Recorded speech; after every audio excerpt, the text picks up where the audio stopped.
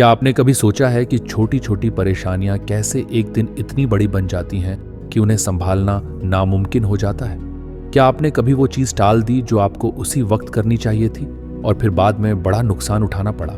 आज हम आपको एक ऐसी कहानी सुनाने वाले हैं जो सिर्फ एक राजा की नहीं बल्कि हम सबकी जिंदगी से जुड़ी हुई है। एक ऐसा राज जो समझ में आते ही आपकी सोच बदल देगा। तो अगर आप सच में जानना चाहते हैं कि छोटी गलतियां कैसे बड़े संकट में बदल सकती हैं, तो इस वीडियो को अंत तक जरूर देखें। चलो अब बिना वक्त गवाए शुरू करते हैं। बहुत समय पहले की बात है। एक छोटा सा राज्य था। उस राज्य का राजा बहुत ही दयालु था। उस राजा का इकलौता पुत्र था, लेकिन वह पुत्र लाड़ प्यार में बिगड़ता चला जा रहा था। 10-12 साल का हुआ तो हरकतें उसकी ऐसी हो गईं कि राजा को बात बात पर गुस्सा आने लगा। एक दिन राजा को अपने पुत्र के गलत आचरण पर इतना गुस्सा आया कि उसने अपने ही पुत्र यानी राजकुमार को राज्य से बाहर निकाल दिया। दरबार में मंत्रियों ने समझाया, महाराज, यह आपका पुत्र है, राजकुमार है, आगे चलकर यही राजा बनेगा। लेकिन राजा ने किसी की नहीं सुनी। रानी रोती रह गई। रानी ने भी राजा को बहुत समझाया कि उसे राज्य से बाहर न करें, लेकिन राजा ने राजकुमार को बाहर भेज दिया। इसी तरह 2 साल बीत चुके थे। अब समय के साथ जब राजा बूढ़ा हुआ और उसे लगा कि वाकई में अब राज्य को एक नया राजा देना होगा, तो उसने अपने मंत्रियों को बुलाया और कहा, देखो, सैनिकों को भेजो और मेरे बेटे को ढूंढकर मेरे पास लाओ। राजा ने अपने सैनिकों को राजकुमार को ढूंढने के लिए भेज दिया। उधर राजा के भेजे हुए सैनिकों ने राजकुमार को सब जगह ढूंढा, जंगल में, गांव में, लेकिन राजकुमार कहीं नहीं मिला।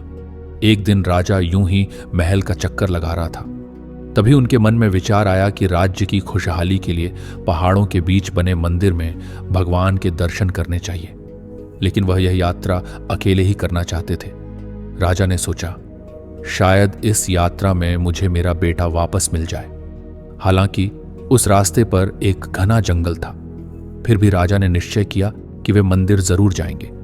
राज्य के सभी लोग और मंत्रियों ने राजा को समझाने की बहुत कोशिश की कि उन्हें उस जंगल में अकेले नहीं जाना चाहिए, क्योंकि वहां बहुत खतरा है। उस जंगल में आज तक जो भी गया वह वापस नहीं आया। कुछ दिन बाद एक दिन ऐसा भी आया जब राजा ने सभा में सभी लोगों से कहा, मैं कल भगवान के दर्शन के लिए जा रहा हूं। मंत्री बोले, महाराज, हमने आपसे पहले भी कहा था कि हम में से कुछ लोगों को अपने साथ ले चलिए। राजा बोले, नहीं मंत्री जी, हम पहले ही कह चुके हैं कि हमें उधर अकेले ही जाना है। क्या तुम्हें अपने राजा की वीरता पर संदेह है? मंत्री बोले, नहीं महाराज, हमें आपकी वीरता पर कोई संदेह नहीं है, लेकिन उस जंगल के रास्ते में 1-2 फीट का आदमी रहता है। वह बड़ा ही खतरनाक है। जो भी उसके सामने आता है वह उसे मार देता है। साथ ही साथ वह बड़ा चालाक भी है। इसलिए उस जंगल में आपका अकेले जाना सुरक्षित नहीं है। राजा बोला, यदि वह मेरे सामने आया तो वह खुद जिंदा नहीं बचेगा। मंत्री बोला, ठीक है महाराज, आप अकेले जाना चाहते हैं तो जा सकते हैं, लेकिन बस एक बात याद रखना कि जैसे ही वह आपके सामने आए, आप उसे थोड़ा सा भी मौका मत देना और उसे जान से मार देना, नहीं तो वह आपको चोट पहुंचा सकता है। राजा ने बोला, तुम लोग मेरी चिंता मत करो, मैं अपनी रक्षा खुद कर सकता हूं। कल मैं यात्रा के लिए निकल रहा हूं। सभा समाप्त हो गई और रात हो गई। रानी ने राजा से कहा, महाराज, आपका वहां अकेले जाना सुरक्षित नहीं है। हम अपने बेटे को पहले ही खो चुके हैं और अब आप भी चले गए तो हमारा क्या होगा? रानी यह कहकर रोने लगी। राजा ने रानी से कहा, देखना, जब मैं वापस आऊंगा तो अपने बेटे को भी साथ लेकर आऊंगा। इसके बाद राजा सो गए और रात भी गुजर गई। अगले दिन राजा की यात्रा पर निकलने का वक्त हो चुका था। राजा यात्रा के लिए अपने महल से घोड़े पर बैठकर निकल गए। राजा अब महल से काफी दूर आ चुके थे। रास्ते में उन्हें एक गांव नजर आया तो राजा ने एक आदमी से उस मंदिर तक जाने का रास्ता पूछा। उस आदमी ने राजा से कहा, आपका वहां अकेले जाना सुरक्षित नहीं है। राजा ने कहा, आप मेरी चिंता मत करो। उस आदमी ने कहा, आप यहां से सीधे चले जाइए। थोड़ी दूर जाने के बाद आपको एक जंगल दिखेगा। आपको उस जंगल को पार करना है। उसके बाद आप मंदिर तक पहुंच जाएंगे। राजा अब वहां से आगे बढ़ चुका था। जैसे ही वह जंगल में कुछ दूर आगे बढ़ा, उसके सामने वही 2 फुट का आदमी आ गया। राजा उसे देखते ही चौकन्ना हो गया। राजा घोड़े से नीचे उतरा। राजा उससे कुछ पूछता। उसे पहले ही उस 2 फुट के आदमी ने राजा पर हमला कर दिया। राजा ने अपनी तलवार निकाल ली और उसे लड़ने लगा। लड़ते लड़ते उन्होंने उस 2 फीट के आदमी को नीचे गिरा दिया और उसकी गर्दन पर तलवार रखकर उसे मारने ही वाले थे कि वह छोटा आदमी बोला, राजा जी, मुझे माफ कर दो। आप तो सचमुच बहुत बहादुर और पराक्रमी हो। आपसे पहले बहुत बड़े बड़े लोग आए, लेकिन वे मुझसे जीत नहीं पाए। मैं आपसे माफी मांगता हूं, आप मुझे छोड़ दो। राजा सोचने लगा, मेरे मंत्री और सेनापति न जाने क्यों इस 2 फीट के आदमी से डर रहे थे। इसे तो मैंने ऐसे ही हरा दिया। राजा अब अपनी यात्रा के लिए कुछ दूर और आगे निकल आया। वह जो 2 फुट का आदमी था, अब वह 2 फुट से 4 फुट का हो गया था। उसने राजा पर फिर से हमला किया। राजा ने भी अपनी तलवार निकाली और उस 4 फुट के आदमी से लड़ने लगा। राजा ने उसको फिर एक बार हरा दिया। आदमी बोला, राजा जी, मुझे माफ कर दो, आप बड़े ही दयालु हैं। राजा बोला, तुमसे पहले मैंने 1-2 फुट के आदमी को हराया है और उस पर दया करके उसे छोड़ दिया है। जाओ, तुम्हें भी मैं छोड़ता हूं। तुम भी क्या याद रखोगे? मेरी मंजिल कुछ और है, तुम्हें मारकर मुझे क्या मिलेगा? ऐसा कहकर राजा ने उसे छोड़ दिया। इसके बाद राजा ने अब अपनी यात्रा आगे बढ़ाई। राजा चलते चलते काफी दूर आ गया था और सुबह से वह ऐसे ही चल रहा था। शाम भी हो चुकी थी, इसलिए राजा ने एक पेड़ के नीचे थोड़ा आराम किया। वह बैठा ही था कि उसने देखा कि 8 फुट का एक आदमी तेजी से उसकी तरफ आ रहा है। राजा उसे देखकर काफी भयभीत हो गया, क्योंकि वह आदमी आकार में बहुत ही लंबा था। जो उस छोटे आदमी ने अपना आकार 4 फुट से 8 फुट कर लिया। वह फिर राजा से लड़ने के लिए आया। राजा उसे देखकर हैरान हो गया। इतना बड़ा आदमी कौन है?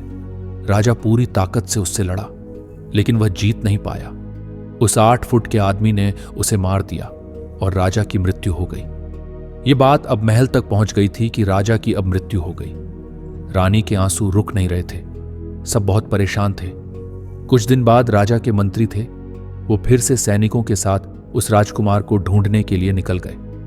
मंत्री और सैनिकों ने उन्हें काफी ढूंढा। फिर उन्होंने देखा कि राज्य के बाहर एक नगर के चौराहे पर एक व्यक्ति भीख मांग रहा है। रोज की तरह दोपहर का समय था। उस राजा के जो मंत्री थे वह सैनिकों के साथ थे। उन्होंने देखा कि चौराहे पर बैठा व्यक्ति कुछ जाना पहचाना लग रहा है। मंत्री ने कहा, यह देखा देखा सा लग रहा है। मंत्री ने सैनिकों से कहा कि उस आदमी को लेकर आओ। सैनिक उसे लेकर आए। मंत्री ने देखा कि उस युवक के हाथों में राज चिन्ह था, जो कि सिर्फ राजकुमार के ही हाथ पर था। मंत्री अचानक उसके पैरों में गिर गया। सारे सैनिक घोड़े से उतर गए और बोले, महाराज की जय हो, महाराज की जय हो। अब यह जो फटे पुराने हाल में बैठा हुआ था बिल्कुल बेहाल हो चुका था। उसका शरीर कमजोर सा लग रहा था। सैनिक राजकुमार को घोड़े पर बैठाकर वहां से अपने राज्य में वापस आ जाते हैं। बाद में उस राजकुमार को उस राज्य का राजा बना दिया गया। दोस्तों, उस राजा की तरह हमारे जीवन में छोटी छोटी मुश्किलें और समस्याएं आती रहती हैं, जिन्हें हम नजरअंदाज करते रहते हैं, जैसे राजा ने उस 2 फुट के आदमी को नजरअंदाज किया था। तो दोस्तों, इस कहानी से हमने सीखा कि छोटी समस्याओं को नजरअंदाज करना उन्हें और भी बड़ा बना सकता है। जब कोई मुश्किल सामने आए तो उसे उसी वक्त हल करने की कोशिश करें, वरना यह इतनी बढ़ सकती है कि उसे संभालना मुश्किल हो जाए। याद रखिए, हर बड़ी समस्या कभी एक छोटी गलती से शुरू हुई थी। इसीलिए आज ही कदम उठाएं ताकि कल कोई पछतावा ना हो। अगर आपको यह वीडियो फायदेमंद लगी तो इसे उन लोगों तक जरूर पहुंचाएं जो इस सीख से अपनी जिंदगी बदल सकते हैं। और हाँ, आपका एक कमेंट हमें मोटिवेट करता है, तो हमें जरूर बताएं कि इस वीडियो ने आपको क्या सिखाया।